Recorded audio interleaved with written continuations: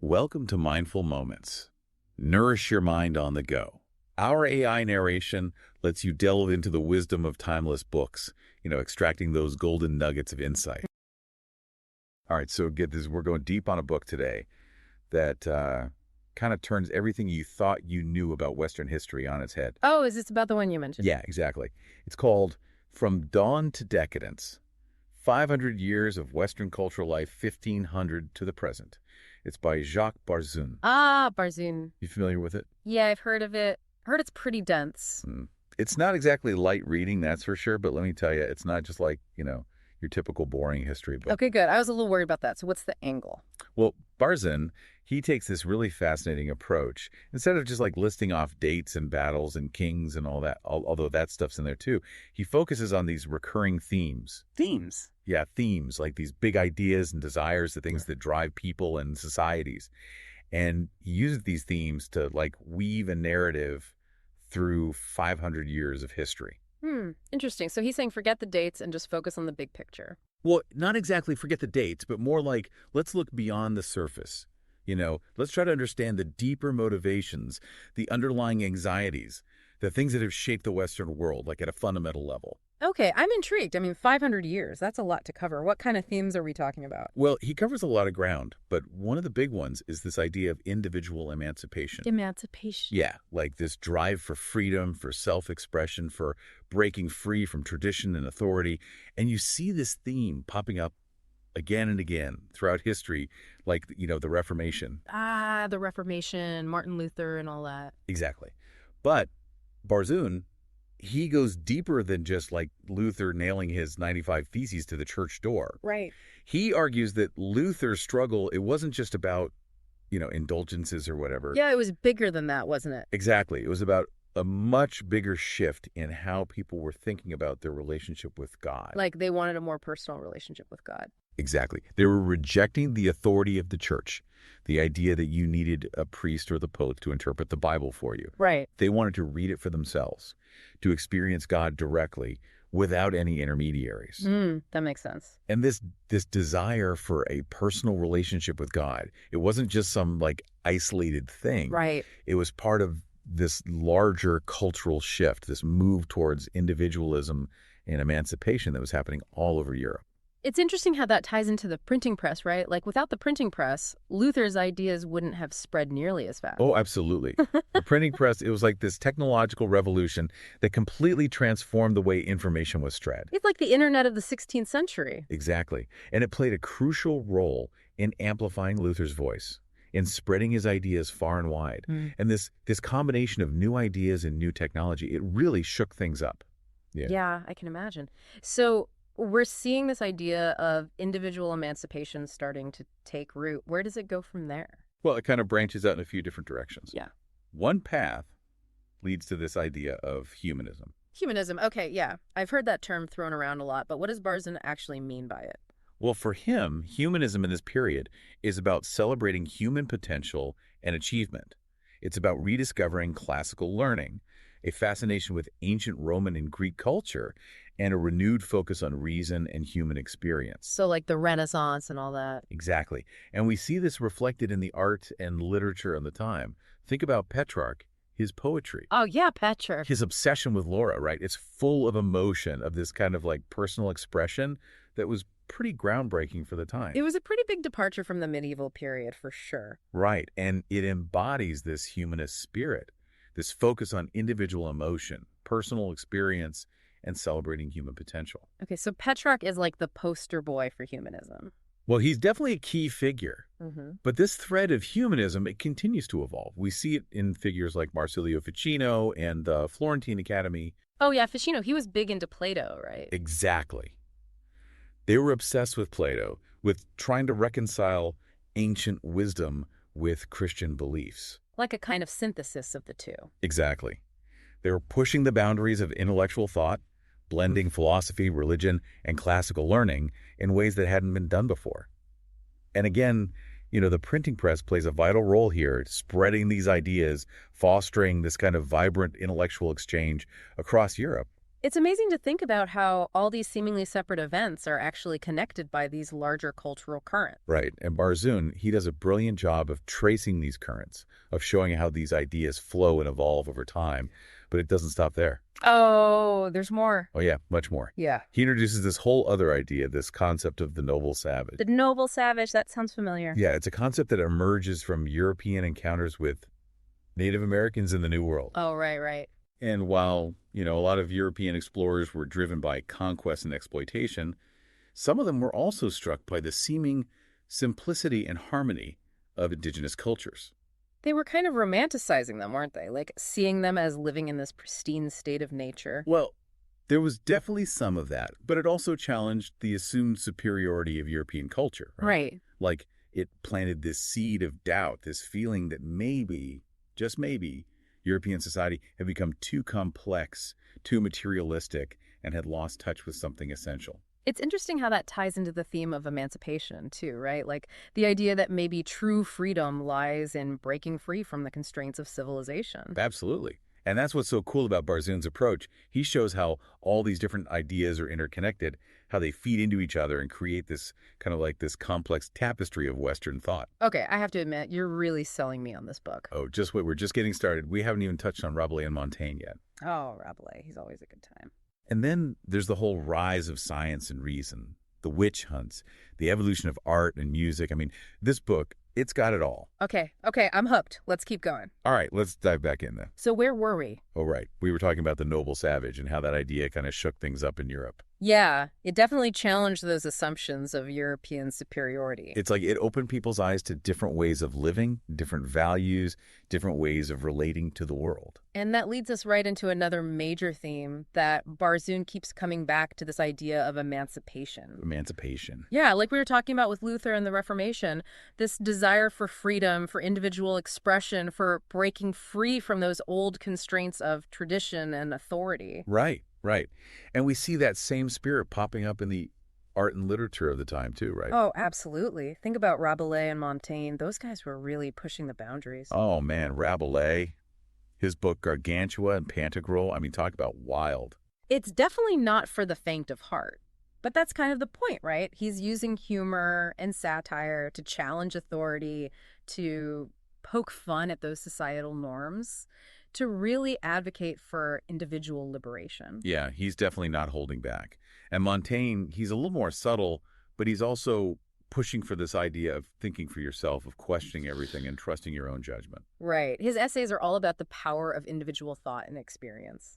He's encouraging readers to be skeptical, to embrace the complexity of life, to not just blindly accept what they're told. Which is, pretty radical for the time. Yeah, it's easy to forget how revolutionary these ideas were back then. I mean, we take them for granted now, but they were really paving the way for things like freedom of speech, religious tolerance, even the modern emphasis on individual rights. It's amazing how these ideas that might seem abstract actually have real-world consequences. Absolutely. They shape our values, our laws, our entire worldview. Okay, so we've got this thread of individual emancipation running through everything. What else is going on in this period? Well, this is also when we see the rise of science and reason, right? The 17th century. Think Galileo, Newton, Descartes. Oh, yeah, the big guns. Exactly. These guys were revolutionizing the way we understand the universe.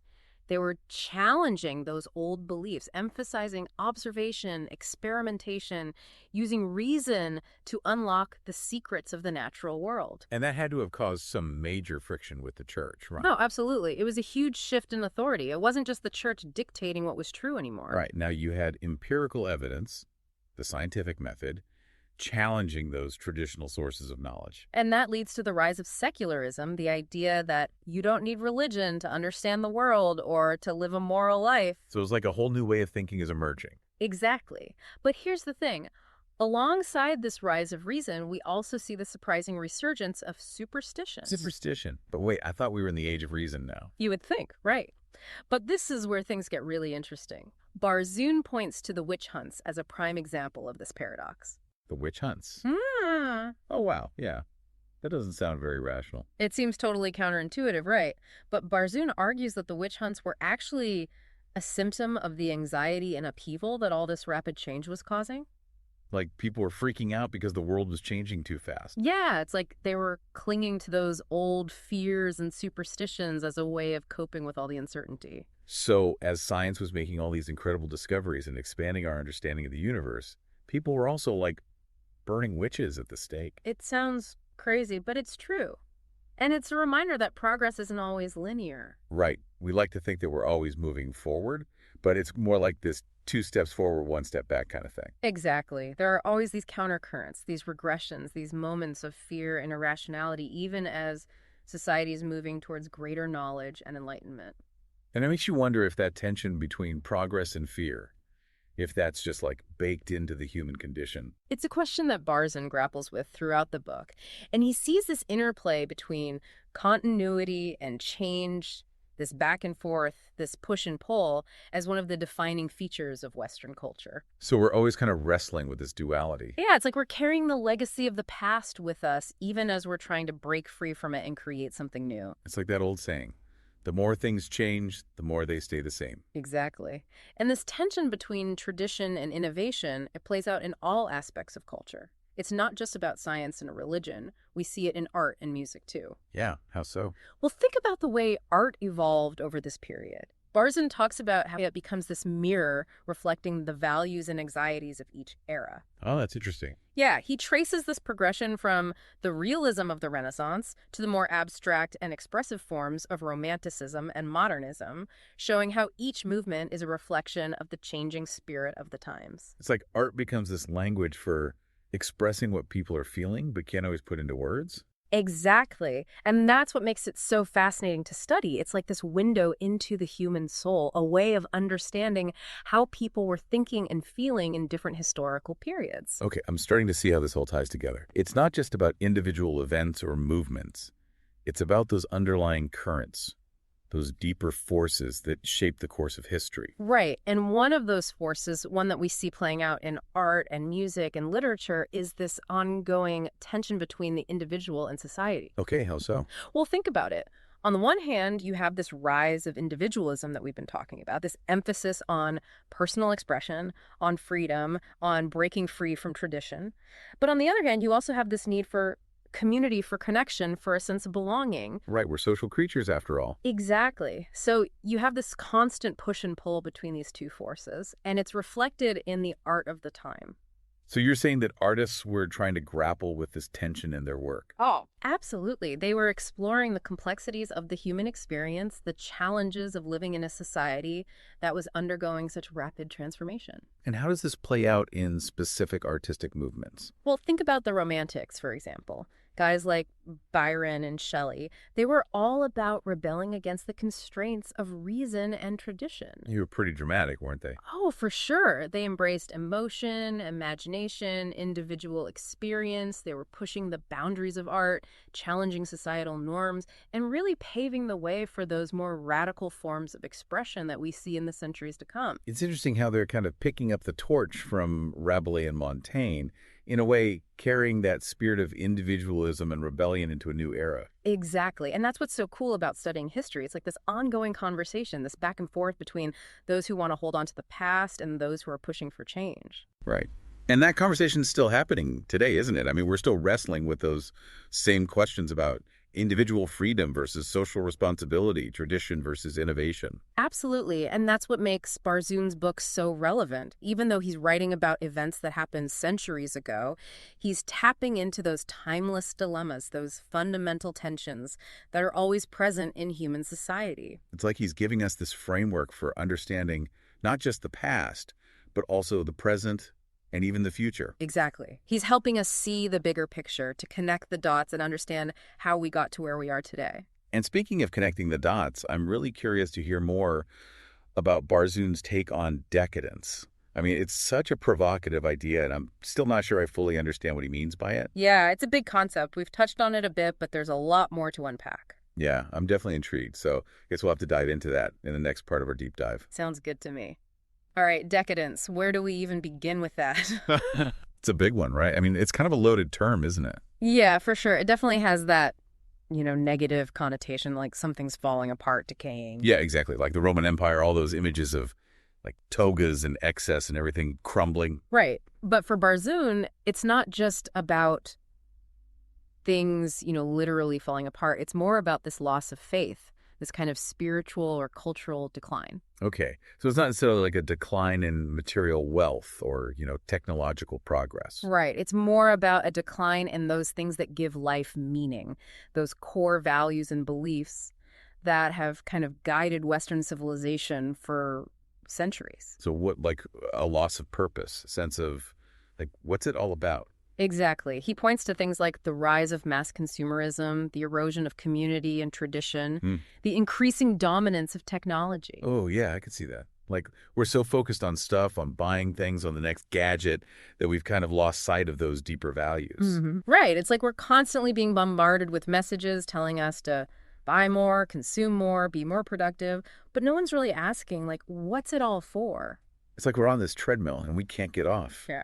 And I guess that ties into what he says about art and music too, right? Yeah, he talks about how art in the 20th century became increasingly fragmented, abstract. Right, I remember that section. Like, everything became so specialized, so experimental, that it lost touch with that kind of shared human experience. Exactly. Think about like atonal music or abstract expressionism. Yeah, it's hard to connect with sometimes, right? Well, and that's kind of Barzun's point. He's arguing that these artistic movements, while they're innovative, they also reflect this growing sense of alienation, a loss of shared meaning. Like everyone's speaking their own language and no one can understand each other anymore. It's like that Tower of Babel story, right? Everyone's speaking different languages and the whole project falls apart.